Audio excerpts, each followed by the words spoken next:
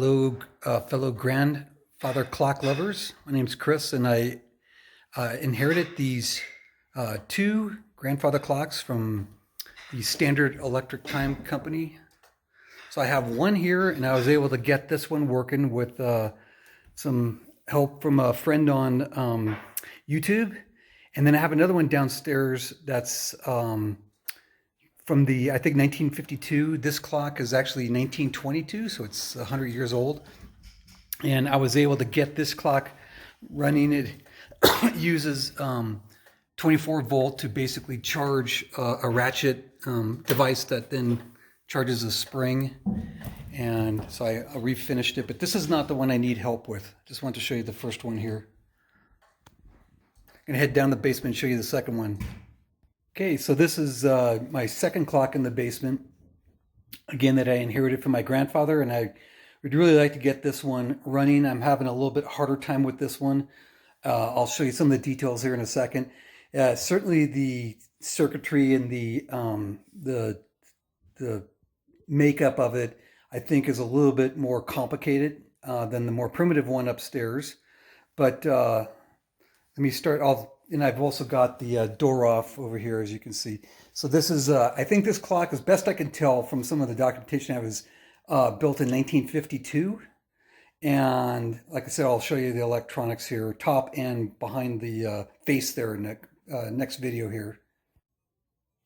Okay, so I pulled the face off now, and you can see kind of the timing assembly right here.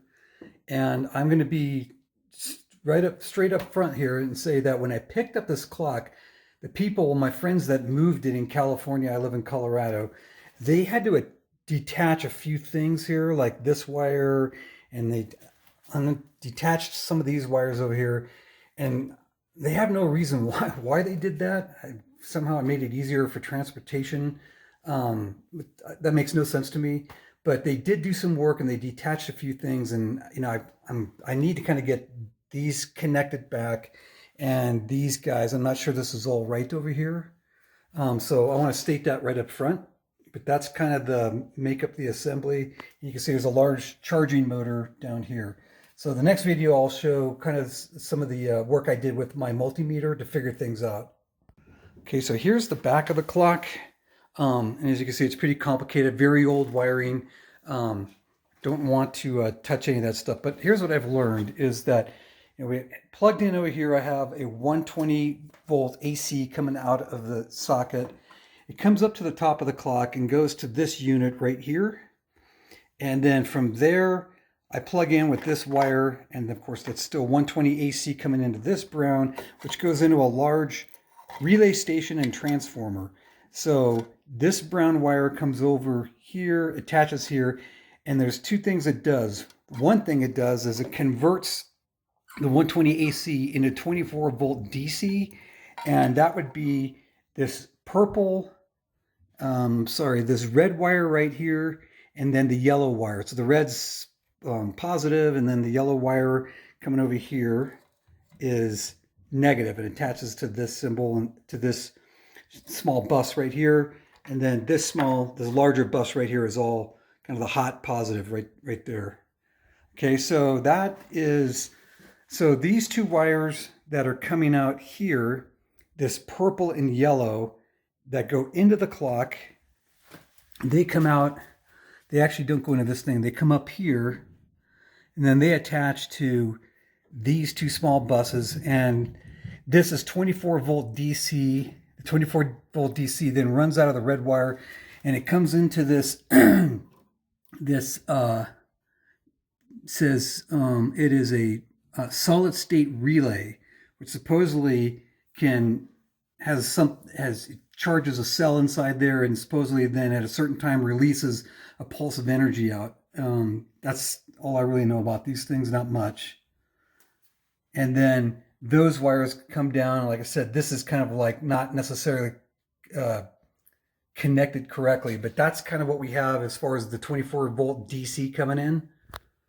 And then the other thing is, the other brown wire that comes out of this is still at 120 AC, and the 120 AC is going in here as this black and white. And then they go in And then that goes to this unit right here, which I believe is a chime unit, because it says chime on the bottom there. Underneath there, it says chime. Okay, so that, and then that goes up, and I think it then attaches to possibly some of the bell solenoids here. But let's not focus on that. But that's two things that's going on, okay? Okay, so now I'm going to show you what happens when I plug this in here. Okay, what that does is that's now charging this lower motor right here. So these two wires, bringing electricity in right here over to this motor right here. And what that's doing is, you can see back there, it's spinning that wheel. But if you look at the other side of the axis on this wheel, I'm trying to get over here so you can see it. Right there. See, that wheel, I think, is supposed to be turning another sprocket.